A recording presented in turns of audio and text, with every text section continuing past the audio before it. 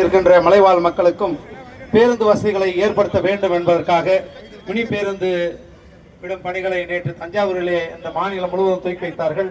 அதைத் தொடர்ந்து மதிப்பிற்கும் மரியாதைக்குரிய மாவட்ட ஆட்சித்தலைவர் ஐயா அவர்கள் தலைமையிலும் மதிப்பிற்கும் மரியாதைக்குரிய ஓசூர் சட்டமன்ற உறுப்பினர் அவர்கள், மதிப்பிற்கும் மரியாதைக்குரிய ஓசூர் மாநகராட்சி மேயர் மற்றும் ஏனைய மக்கள் பிரதிநிதிகள் முன்னிலையிலே இன்று 13 மினி பேருந்துகள் துவக்க இனிதே துவங்குகின்றது. தமிழ்நாடு அரசு மினி பேருந்துக்கான விரிவான திட்டம் 2024 என்ற சிறப்பான திட்டத்தை பொதுமக்களின் நலன் கருதி கடைகோடி மக்களுக்கும் பேருந்து வசதி ஏற்படுத்தி கொடுக்க வேண்டும் என்று இந்த திட்டத்தை ஜனவரி மாதம் அறிமுகப்படுத்தியது. பிறகு வழித்தடங்கள் ஆய்வு செய்து அதற்குரிய விண்ணப்பங்கள் பெற்று மொத்தம் 55 புதிய வழித்தடங்களுக்கு அனுமதி சீட்டு கொடுக்கப்பட்டுள்ளது. இன்றைக்கு நம்முடைய மாண்புமிகு முதலமைச்சர் அவர்களின் திருக்கரங்களால் நேற்றைக்கு தஞ்சாவூரிலே இந்த திட்டத்தை துவக்கி வைத்து தமிழகம் எங்கும் இருக்கின்ற கிராமப்புறங்களில் மலை கிராமங்களில் இருக்கின்ற பெரிய பஸ்ஸுகள் எல்லாம் செல்ல முடியாத இடங்களுக்கெல்லாம் இந்த மினி பேருந்துகளை இயக்கி இன்றைக்கு தமிழகத்தில் ஒரு முத்திரை பதித்திருக்கிறது நம்முடைய மாண்புமிகு தமிழகத்தினுடைய முதலமைச்சர் அவர்களுடைய அரசு.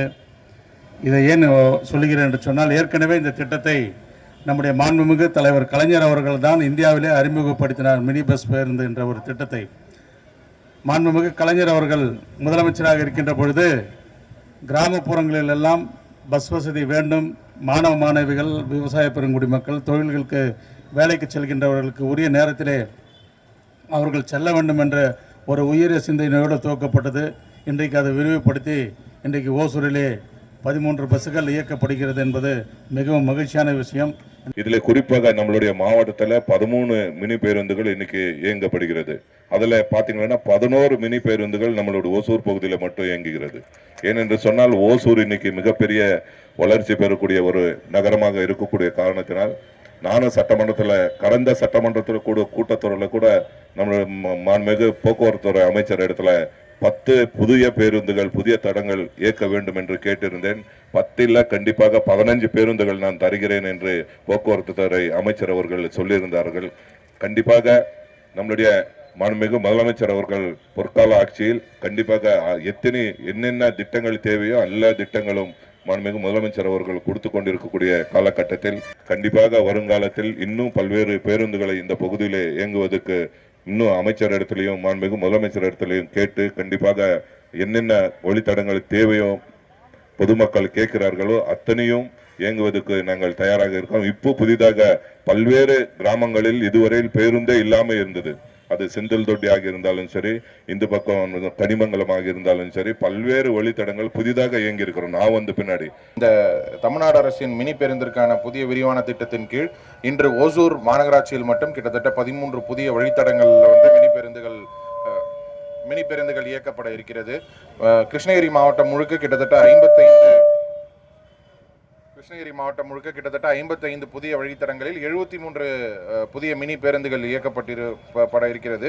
இதனால் கிட்டத்தட்ட 220 கிராமங்கள் பயன்பெறும். இந்த மினி பேருந்தோட ஒரு சிறப்பம்சம் என்னவென்றால், இதுவரை 65% மேல் இதுவரை எந்த விதமான போக்குவரத்து வசதியும் இல்லாத வழித்தடங்களில் இந்த மினி பேருந்துகள் இயக்கப்படுகிறது. இந்த வகையில் கிட்டத்தட்ட 1100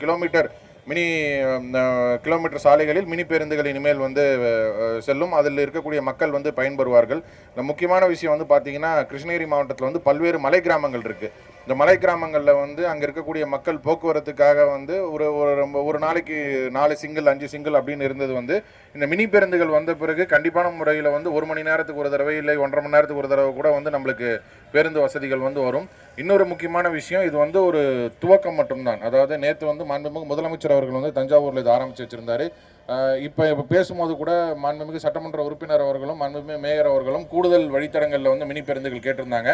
இதில் வந்து இஎஸ்ஐ ரிங் ரோட்டில் சீதாராமேட்லேருந்து இஎஸ்ஐ ஹாஸ்பிட்டல் வரைக்கும் மினி பேருந்து சேங்ஷன் ஆயிருக்கு. அது இன்னொரு 15 நாளில் ஓட ஆரம்பிச்சிடும்.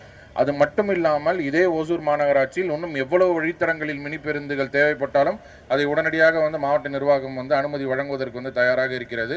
இதே மாதிரி இந்த ரூட்டில் இப்போ ரூட் சேச்சுரேஷன் அப்படின்னு ஒன்று சொல்லுவோம். ஒரு ரூட் இருக்குது, அந்த ரூட்டில் வந்து 3 ஆப்ரேட்டர்ஸ் வந்து ரன் பண்ணிட்டு இருக்கீங்க.